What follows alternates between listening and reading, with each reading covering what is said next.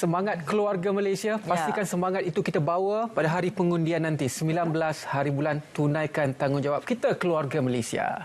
Kalau tadi Nadir berkongsi kepada kita bagaimana untuk kita nak melakukan tugas kita untuk mengundi, mudah je, hanya tandikan pangkal saja. Tak perlulah untuk kita buang masa melukis pula kan, rosakkan undi, akhirnya kita yang rugi. Dan pastikan anda cek dulu di mana tempat pengundian anda, saluran anda. Dan pastikan anda pergi waktu mengundi itu dalam tempoh masa pukul 8 hingga pukul 5 petang. Jangan pergi hujung-hujung, nanti takut tak sempat dan sebagainya. Dapat merosakkan jumlah peratusan undi. Tidak mahu, kita mahukan undi setinggi mungkin. Peratusan keluar mengundi itu setinggi mungkin. Kerana ini adalah masa depan negara. Betul. Jadi mudah je, anda boleh pergi ke SPR sini untuk sama-sama kita melihat di manakah lokaliti untuk kita mengundi, di saluran berapa, di manakah lokasinya, ada bertempat yang di sekolah agama, di sekolah-sekolah sebagainya. Jadi mudahkan proses juga di situ.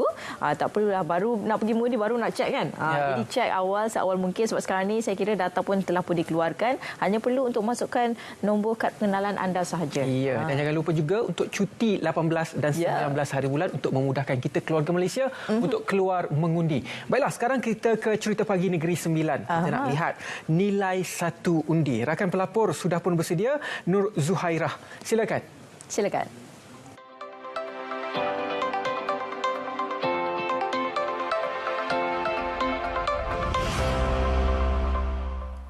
Baik, terima kasih. Assalamualaikum dan selamat pagi Malaysia.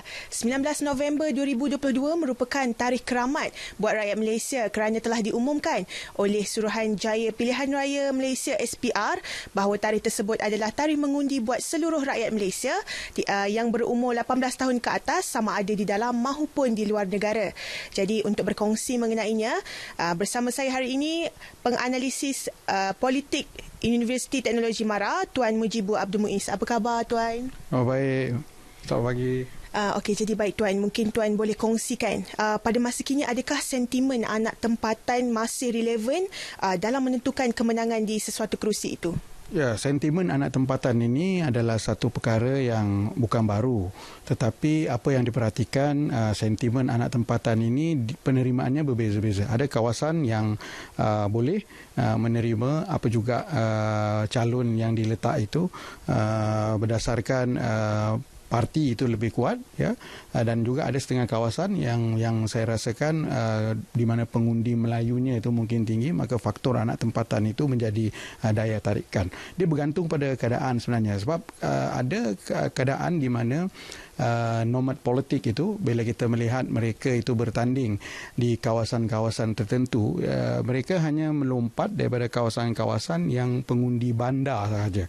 Dia tidak di luar bandar. Tapi ada juga di kawasan tertentu, kerana parti itu kuat, maka penerimaan terhadap parti itu melebihi daripada calon itu. Maka ada calon yang bukan anak tempatan diletakkan di kawasan itu masih boleh menang. Jadi kita melihat sama ada ini adalah faktor yang masih lagi relevan atau tidak, itu bergantung pada tempat dan demografi pengundi itu sendiri. Tapi walau bagaimanapun, saya rasa kebanyakan kawasan barangkali suka untuk mengangkat anak tempatan dia sendiri sebagai wakil rakyat di situ, kerana beranggapan kalau mereka ini terpilih, maka orang ini sebagai wakil rakyat lebih memahami kawasan ini. Citra dan cita rasa pengundi di situ, selok-belok tentang kawasan, perkara-perkara yang sepatutnya itu dilakukan di kawasan itu lebih difahami kerana beliau berasal daripada kawasan itu. Okey, baik Tuan. Tidak dapat dinafikan ada rakyat yang bosan dengan ketidakstabilan politik negara kita ni, sehingga ada berniat untuk memboikot PRU15. Apakah kepentingan nilai sesuatu undi itu?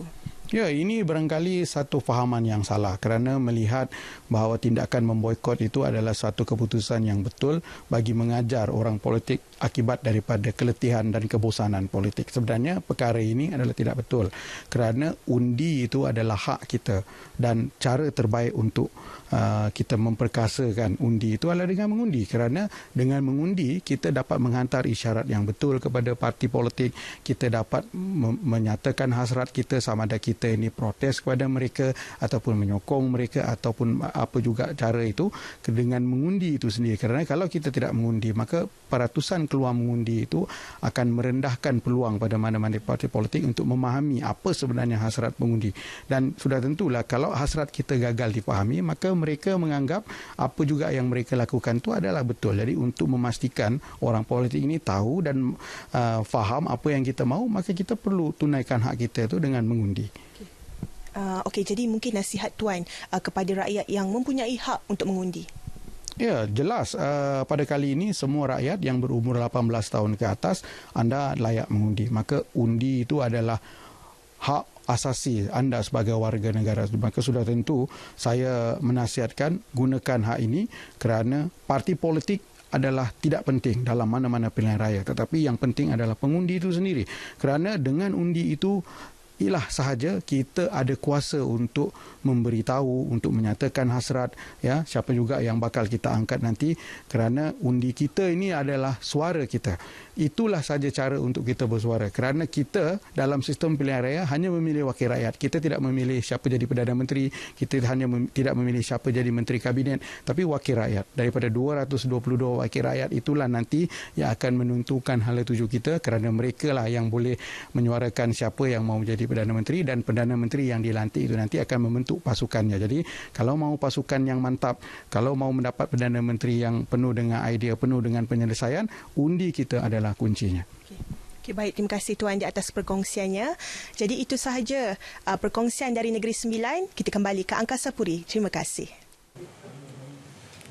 Ya, itu dia cerita pagi daripada Nilai. Terima kasih diucapkan kepada rakan pelapor. Jadi perlu untuk kita menjalankan tanggungjawab kita pada 19 November ini untuk memastikan pembentukan kerajaan yang lebih stabil sebagainya. Jadi perlu untuk anda keluar mengundi, jangan rosakkan undi anda, itu yang paling utama. Kerana nilai satu undi itu cukup berharga. Betul. Baiklah, kita berehat seketika, kita kembali